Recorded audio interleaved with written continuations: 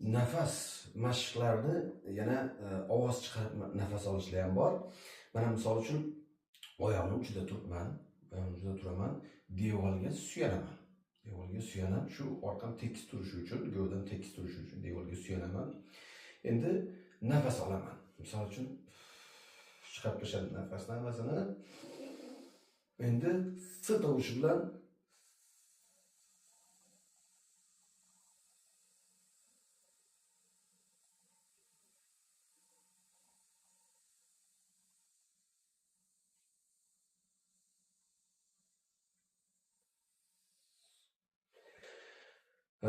qanchalik uzoq nafas chiqara olsam, bu meni yutug'im. Endi bitta s tovushi bilan emasda, masalan, nafas olaman, endi qanaqadir ohang chiqarishim kerak. Bir xil ovoz. Misol uchun